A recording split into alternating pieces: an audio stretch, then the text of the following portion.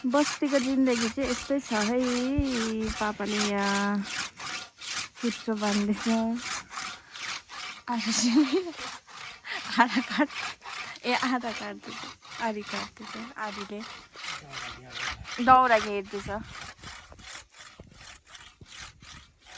पर side रुममा बाँचेर gas नपाए पनि ठिकै छ हौ हामीलाई त। हाम्रो त दाउरा उयो छ स्टक। यो चाहिँ पापाले भेडा हाल्छु भनेर बनाउनु भएको, तर कहिले हाल्ने यति छ, यस्तै छ, यस्तो भइरहेको छ वेदर चाहिँ। यो चाहिँ हाम्रो उयो हो नि त, कटेरो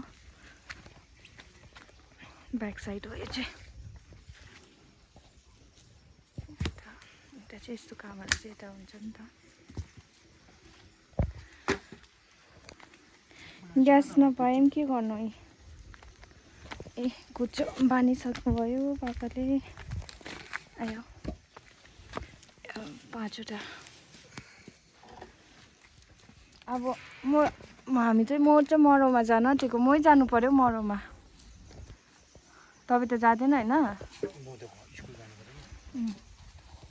फेरि म हावा, यो हावा त तर अझै कति दिनसम्म देखाउँदैछ त। लास्ट लाइट छैन।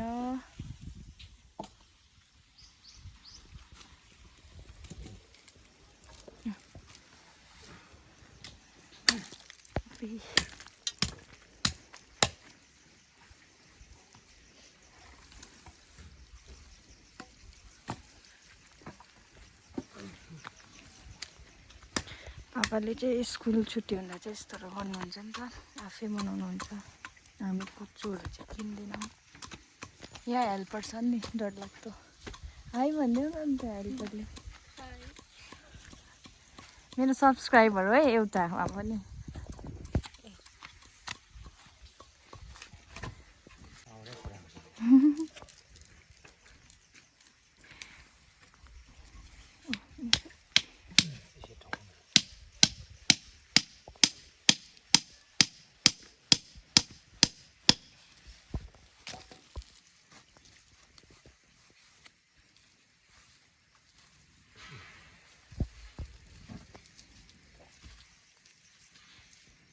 यिनीहरूलाई घरमा कुच्चो लिएर आइज भनेर कि जानेलाई चाहिँ घरमा गएर बिर्सेछु भन्छ।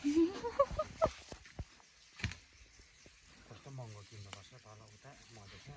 तिमीहरूले किन्छ हुँदैन नि यिनीहरूकोमा है कुच्चो, हुँदैन नि है। लगेर गयो भने चाहिँ यसो भक्कु फुलिरहेको माथि। यहाँबाट लैजा हो, म पठाइदिन्छु, बेच हो। अन्त आउँदा मलाई पैसा दिएन ल। तिमीहरूले के साट्छस्? तिमीहरूले झाडु ल्याइदियो, हामी कुच्चो दिन्छु। झाडु हुन्छ होइन? ल साटौँ ल। हुन्छ।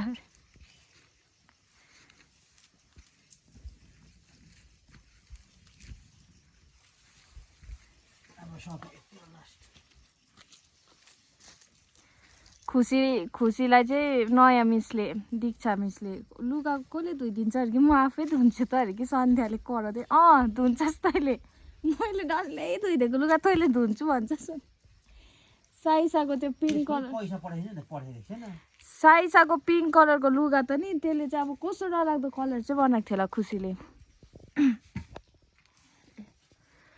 कसलाई चाहियो कुच्चो भन्नु है। पठाएको छैन, फोन गरेको छैन मलाई त। नम्बर छैन छ नम्बर।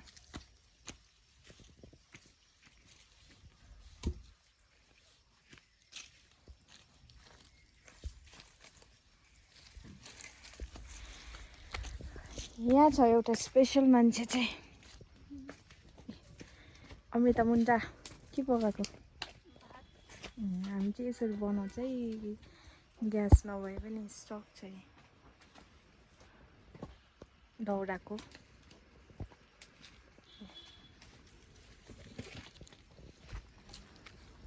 ल सक्यो लास्ट। के लानुपर्छ तर जाँदा के रे? अब म चाहिँ यहाँ खाना दिन आँटेको। सेलीलाई हटे हिँड माथि छतमा। आइज यता, आइज यता आऊ सेली। यहाँ आइज जा हिँड्नु उकालो चल आइज छिटो मोटे आइज सेली छिटो यहाँ आइज यता आइज मोटी भएर केही छैन आइज सेली छिटो छिटो छिटो छिटो यो चाहिँ हाम्रो छत म चाहिँ यस्तो देख्छ है अहिले दिन क्लियर भयो भने त दामी देख्छ कि तर अब अहिले यस्तो भइरहेको छ ऊ पढेको चाहिँ इन्जिनियरिङ कलेज कालिम्पोङहरू पनि देख्छ तर अब फगीले गर्दाखेरि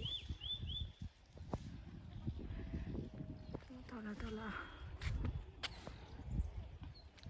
यस्तो छ हाम्रो गाउँ चाहिँ पानी पर्न आँटेको होला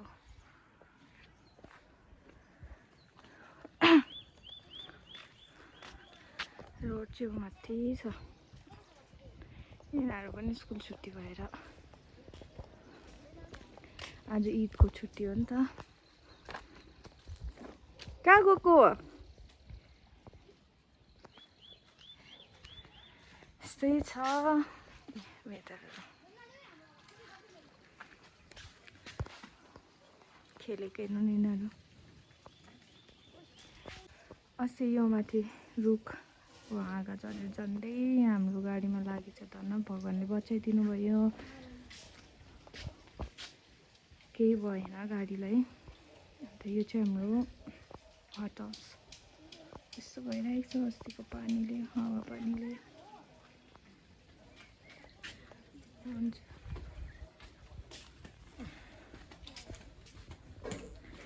पापाले काम गरेको देखाउँछ अरुसी अरुसी यो चाहिँ हाम्रो उयो कटेरो पापा ऊ तल काम गर्नु हुँदैछ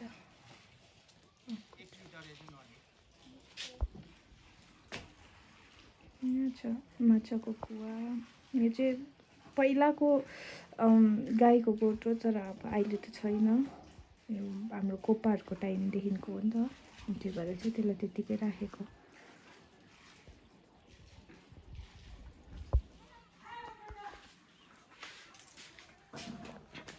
यहाँ चाहिँ म धनियाँ टिप्नु गएको खानामा हाल्ने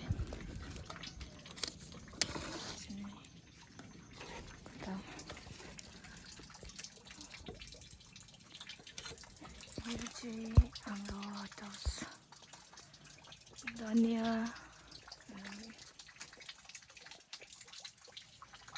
अस्तिको हावापानीले यस्तो भयो नि डल्लै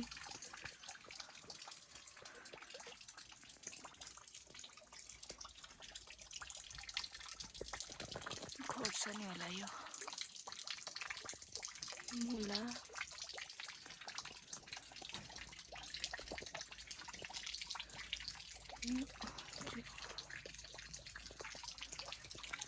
धनियाँ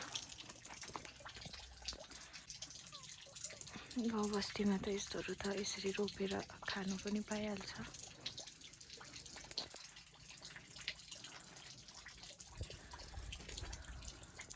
धनियाँहरू चाहिँ हत्तपत्त हामीहरूलाई किन्नु चाहिँ पर्दैन पापाले यसरी नै पापाले यस्तोहरू कुरामा पुरा इन्ट्रेस्ट दिनुहुन्छ त्यस्तो गार्डनिङहरू भयो कुनै पनि कुरामा अब एकदम मजाले गर्नुहुन्छ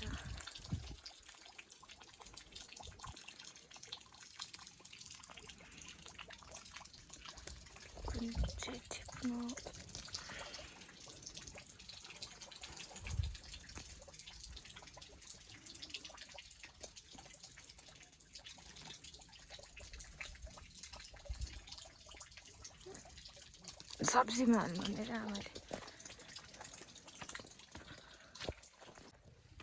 धनियाँ टिपेर चाहिँ गएको ओबाट धनियाँ टिपेर आएको यहाँ चाहिँ हाम्रो गाउँको बडा लु हेलो भनिदिनुहोस् हेलो के हो बडा यो चाहिँ नमनम साग है जङ्गलको हामी चाहिँ गाउँ बस्तीमा यसरी बाँडेर खान्छ है भर्खर आउनुभएको जङ्गलबाट कराएको यो रिस ए धनियाँ टिपेको मासु छ दिउँसो त बनाउँदैन मासु